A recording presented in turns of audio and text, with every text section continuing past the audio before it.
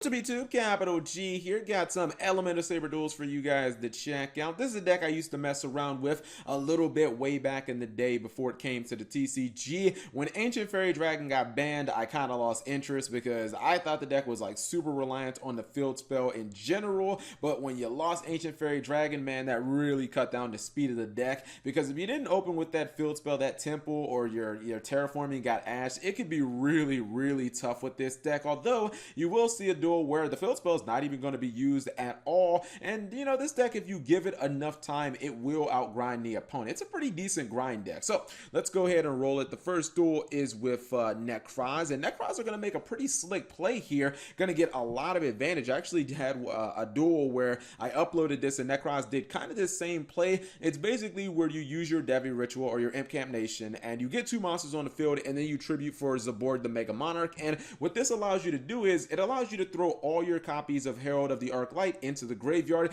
It does eat up your normal summon, but look how many searches. You get 3 searches for Nekroz cards and immediately off your normal summon. It's actually pretty ridiculous. See, this is exactly where if Nekroz had Jhin and Nekroz had like Shurit, oh my god, it would be so good. Imagine if they had those cards, because ritual summoning just on its face is still really not like, it's really not economical, and that's why, well, this was honestly just not that great of a play. I don't think that there was a point of summoning Colossalus and then immediately banishing it for Brionic. Like, that didn't make any sense. So he had like 10 cards at one point. Now, you know, that's like 4 cards, so I don't really get why he did that, but whatever. I feel Colossalus is way more valuable to have on the field, although it's not really all that valuable against this deck, because like Element Sabers don't use their extra deck all that much except for Isolde and whatnot. So he's gonna summon Willard. I know the name in the TCG was changed. I don't even know what it is, and it's why did they change the names of this deck? Willard was a perfectly fine name.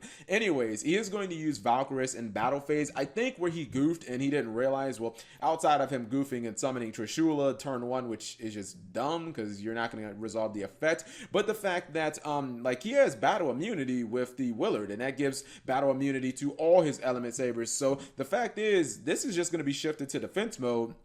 He's going to learn that now. I mean, yes, he still takes the damage. Shout outs to ArcV. But the problem is, if he can't actually kill, like, what's stopping him from just running over the Brionic, let alone being able to use the Makini's effect during his next turn? Now he's going to get the Elemental Lord of Light, and he blows up all of the monsters on Nekroz's field. And Nekroz ain't exactly the greatest top deck. You know, it's not the greatest top decking deck, especially when you Rhoda and your opponent's just like, oh, I'm going to Ash Blossom that.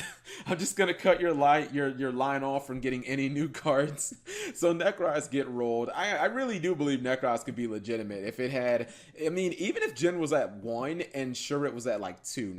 Duel number 2 is against True Draco, and I'm not gonna lie, I don't think I've seen a True Draco player this bad in a very long time. This is going to be some incredibly questionable play. Not necessarily the opening, activate Diagram, give up Terraforming, and you know, just summon your Majesty's Maiden, set your Anti-Spell Fragrance. I think that that's fine. Yes, you do go neg, but I mean, if your opponent does anything, Majesty's Maiden will trigger. You can potentially stun them with Anti-Spell Fragrance. That's all fine. It's really in turn 2 that I had a problem with. So Anti-Spell Fragrance is going to be Chain Link 3, and what that does is, I mean, yeah, you get the search for the Elemental Temple, that's fine, but he is going to get a search. He gets Ignis Heat off of Majesty's Maiden. This is fine. I think that what the player did there, the True Draco player did there, that was understandable, and I think it was the right play. That was a misplay using the Dark Element Saber, because obviously, like, Diagram's just going to protect it from battle, so booking it really didn't do anything. When you try to run it over, like, Majesty's Maiden just doesn't die. Here's my big problem, right? My big problem is, it seems pretty obvious that you have a lot of monsters and you just got Amano Iwata. What you should be trying to do is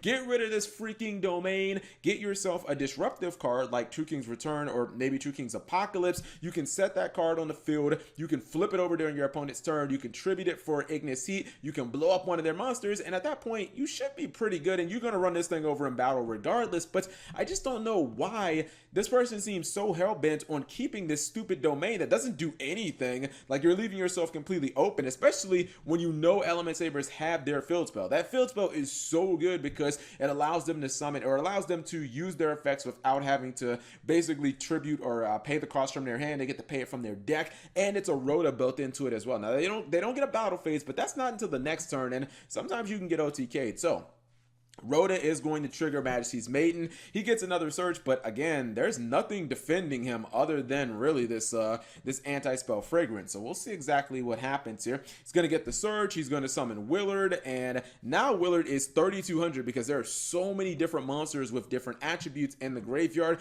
What did he get immunity from? He gets immunity from destruction and untargetable. So it can die by battle, but I don't think it's honestly going to matter that much. And I believe he's going to, it goes for Isode here. Isode, such a strong card, being able to summon from the deck, and you see the Bamboo Engine work. It's not going to do that well because he does happen to have the anti-spell on the field. Now this was interesting. Summon Sorceress summoning the Dark Elemental Saber off of Willard. That's actually pretty crazy, and now he actually has just Skull Dread on field.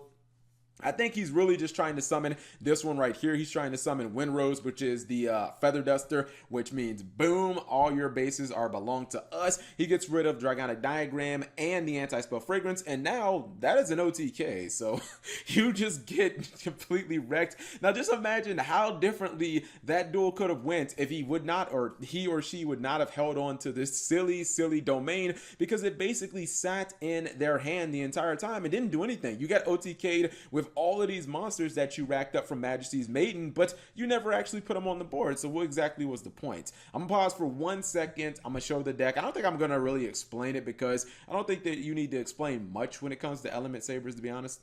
Alright, so here's the deck on paper, and yeah, like I said, really not that much to explain. I didn't realize that the extra deck was only 6 cards. I would recommend just tanking more Link monsters and throwing them in there, because why not? I mean, these were the only ones that you actually saw used during the duels, but I do think that you should fill your extra deck up completely. If Ancient Fairy Dragon was here, God rest its soul, it would be something that you probably ran, or run, excuse me. I used to run Destrudo back in the day in my version. And you could even, I mean, if, Ancient Fairy Dragon was ever legalized again, you could even use something like Ash Blossom. You could use the Dark One. They have a lot of level 4s in the deck, so, Ancient Fairy Dragon definitely makes a lot of sense. But generally with E-Sabers, you're just running a whole bunch of the elemental cards. Really, the only, non-elemental, Saber Monster or Elemental Lord is just hand traps, like Ash Blossom. You don't want to run Gamma in this deck, because if you go first, you're 100% going to have a monster on board. A lot of people choose to run the Bamboo Engine because Isode is like a key part of the deck.